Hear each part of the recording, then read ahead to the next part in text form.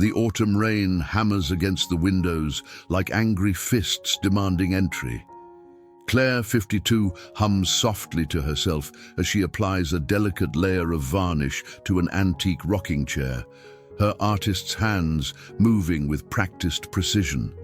The scent of linseed oil hangs in the air of her workshop, mingling with the musty perfume of old wood and memories. The doorbell shatters the peaceful afternoon.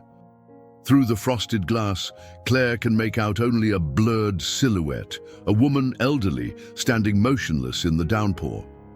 Something about the way the figure holds herself sends an electric current of recognition down Claire's spine.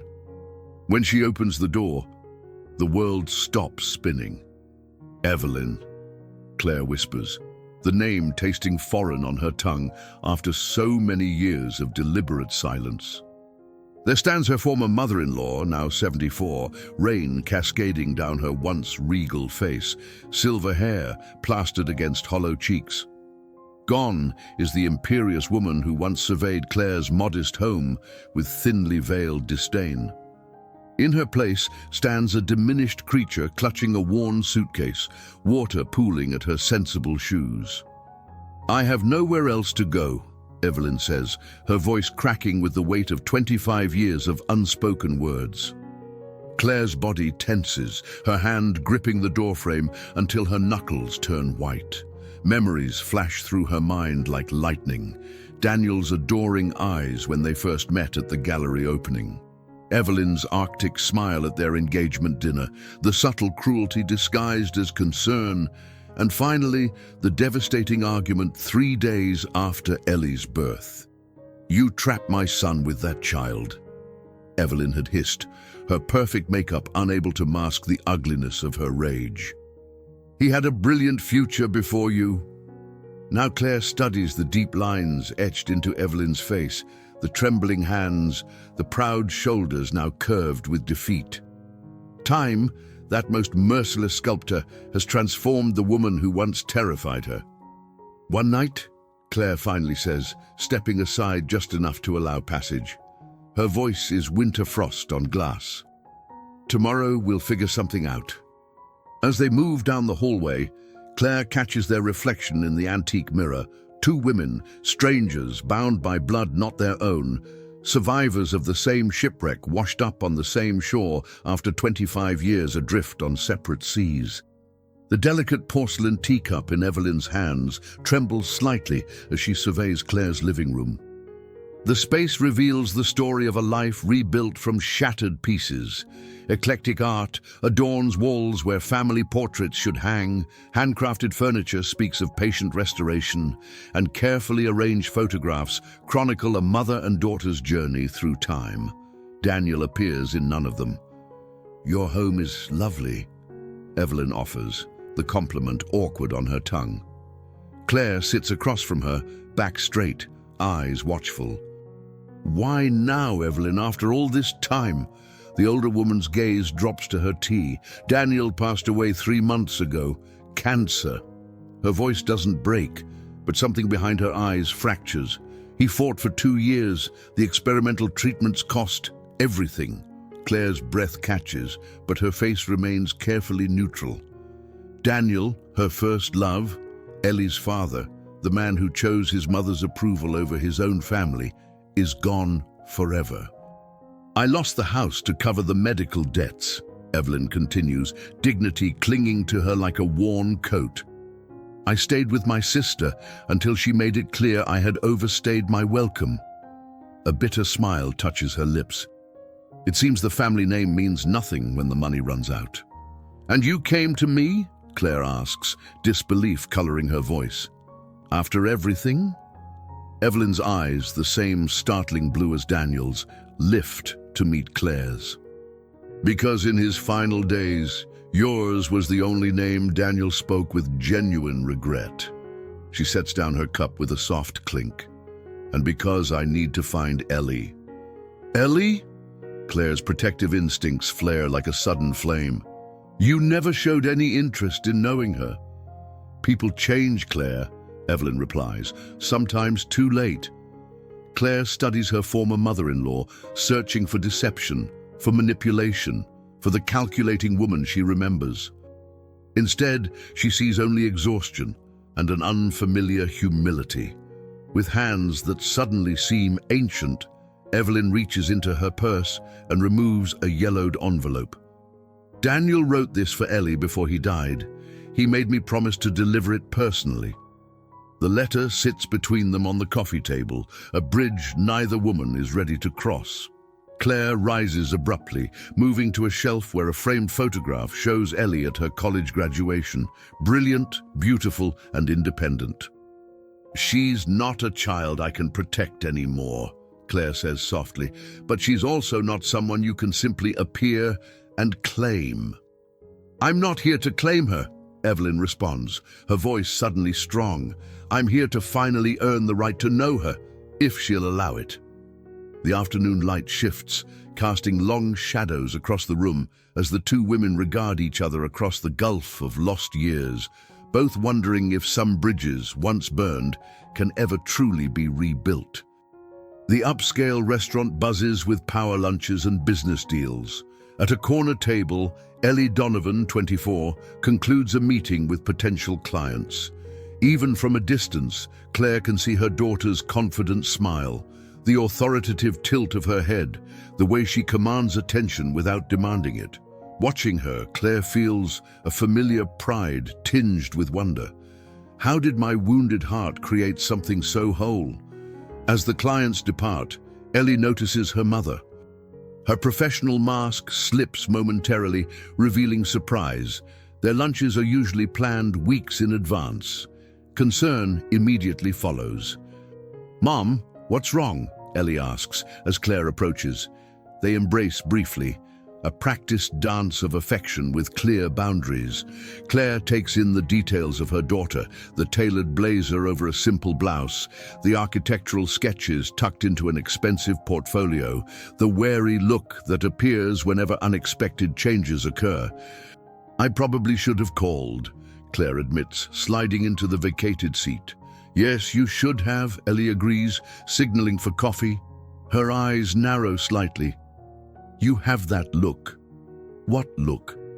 "The I'm about to tell you something you won't like look. The same one you had when you told me Mr. Whiskers ran away when I was 8. She leans forward. "Except I found out years later he actually died. And you were trying to protect me." Claire winces. "I've gotten better at difficult truths since then." "Then tell me." Claire takes a deep breath. "Evelyn is in town. She's staying at my house, actually."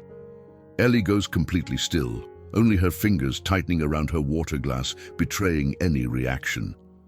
"Evelyn," she repeats, the name foreign on her tongue. "My grandmother Evelyn? The one who decided I didn't exist for 24 years? That Evelyn?" "Daniel died 3 months ago," Claire says gently. Something flickers across Ellie's face. Not grief exactly, but the ghost of what might have been. And now she suddenly remembers she has a granddaughter.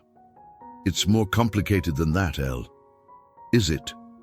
The cool professionalism returns to Ellie's voice. "Seems pretty straightforward to me. She discarded us, and now she's alone, and wants a convenient family." A woman approaches their table, Maya, Ellie's business partner and closest friend. She glances between them, immediately sensing the tension. "Uh-oh, that's your 'I'm pretending this doesn't affect me' face," Maya says to Ellie. "What happened?" "Nothing important," Ellie replies with forced casualness. "Just a ghost from the past." After Maya leaves, Ellie turns back to her mother, her composure slipping just enough to reveal the hurt child beneath the accomplished architect. "You spent my entire life telling me they rejected us, and now you expect me to welcome her with open arms." "I told you the truth," Claire responds. "What I didn't say was that someday things might change." Ellie stares out the window at the rain-slicked streets. "I don't need a grandmother at 24, but maybe I need to hear from her own lips why I was never enough." Her decision hangs between them, not forgiveness, but something equally brave, the willingness to face a wound too long ignored. Part 4, Truths on a Hospital Bed, 800 words. The antiseptic smell of the hospital corridor makes Claire's stomach clench with unwelcome familiarity. Beside her, Ellie sits rigidly on an uncomfortable plastic chair, her face a carefully constructed mask of indifference, betrayed only by the rapid tapping of her foot against the linoleum floor. Less than 2 hours before their scheduled meeting, Evelyn had collapsed in Claire's guest bathroom. The diagnosis, a minor stroke, likely triggered by stress and exhaustion. "Ms. Donovan?" A nurse approaches with a plastic bag. "These are Mrs. Evelyn's personal effects. We needed to remove them for the CT scan." Claire accepts the bag with murmured thanks. As she sets it on the chair between them, a small wooden box slides partially out. Ellie stares at it, then slowly reaches over. "What is this?" Before Claire can answer, Ellie has opened the lid, revealing dozens of newspaper clippings and photographs. Her hands tremble slightly as she sorts through them. A grainy shot of her high school graduation taken from a distance. A newspaper feature about her winning the state mathematics competition. A professional photograph from the unveiling of her first major architectural project.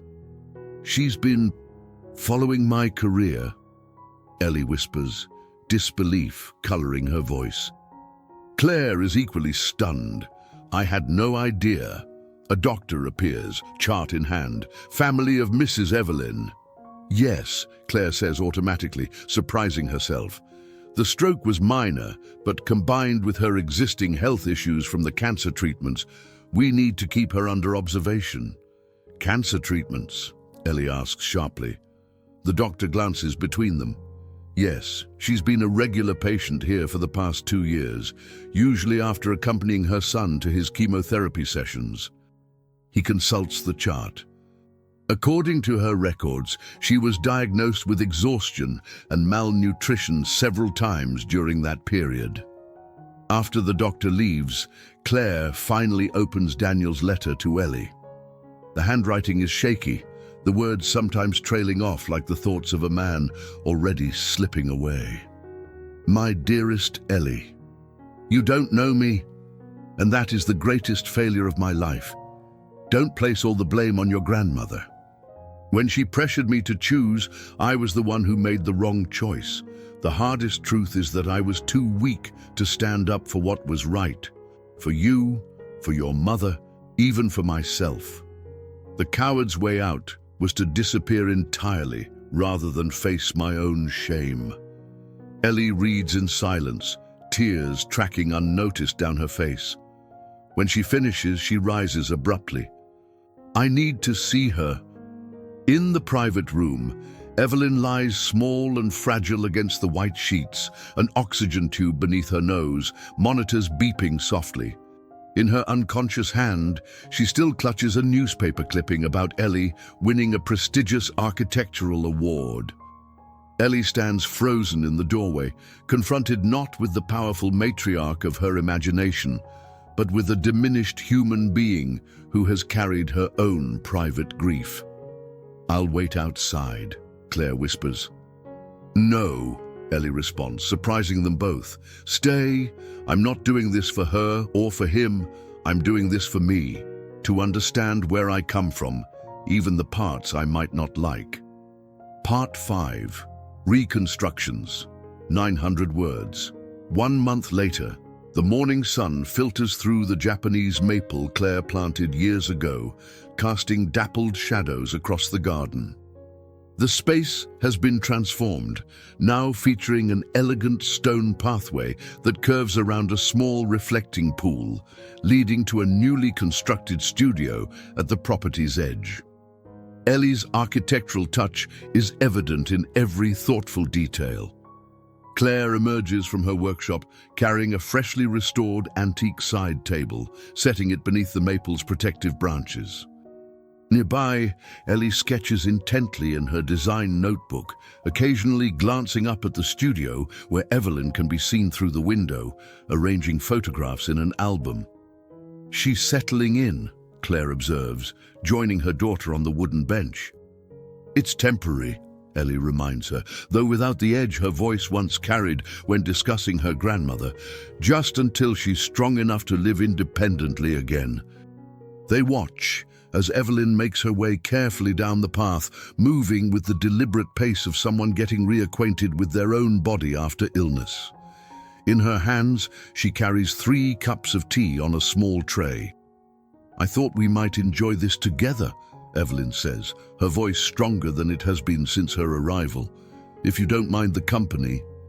Claire and Ellie exchange a glance, then shift to make room for her on the bench. The 3 women sit in companionable silence, sipping tea and watching the play of light through the leaves. "I've been thinking," Ellie says finally, closing her sketchbook. "That community project I mentioned, the historical renovation downtown. The client wants to incorporate educational elements about the building's original architectural features." Evelyn looks up, surprise evident on her face. "Mom mentioned you were an art history professor before." Ellie hesitates. "Before I gave it up to become Mrs. Evelyn," the older woman finishes with unexpected candor. "One of many mistakes. Would you be interested in consulting? Nothing official, just sharing your expertise." The invitation hangs in the air between them. Not forgiveness exactly, but something equally precious: possibility. "I would be honored," Evelyn responds, her voice steady despite the moisture gathering in her eyes. Claire observes them as they begin discussing neoclassical elements and preservation techniques, struck suddenly by their similarities. The same precise hand gestures, the same intensity when speaking about subjects they love, the same slight tilt of the head when considering a new idea. She realizes now that her role was never to protect Ellie from Evelyn, but to allow both women to discover their own relationship, imperfect, incomplete, but authentically theirs. Months later, at the exhibition showcasing Ellie's renovated building, a small placard mentions historical consultation by Evelyn. When someone asks Ellie about her collaborator, she answers simply but significantly, "She's my grandmother. We're getting to know each other." That evening, as the 3 women share dinner in Claire's garden, the conversation flows more easily than ever before. They speak not just of the present and future, but begin cautiously to excavate the past, not to rewrite it, but to understand it. "I spent so many years trying to restore broken things," Claire confesses, gesturing toward her workshop. "I think I forgot that sometimes things aren't meant to be restored to what they were. Sometimes they become something new entirely." Evelyn reaches out, her weathered hand hovering uncertainly before gently touching Claire's. "And sometimes what they become is more honest than what they were." Ellie watches them, these 2 women who have shaped her life in such different ways, and feels something shift inside her, like the settling of a newly constructed foundation. Not completion, but the beginning of something sturdy enough to build upon. As twilight deepens into night, the garden lights flicker on automatically, a subtle touch Ellie added to her redesign. The illumination catches the 3 figures in a tableau of careful connection, not the family that might have been, but the family they are slowly, deliberately choosing to become, with all its fractures and repairs visible like the Japanese art of kintsugi, where broken pottery is mended with gold, making the damage part of the beauty rather than something to disguise.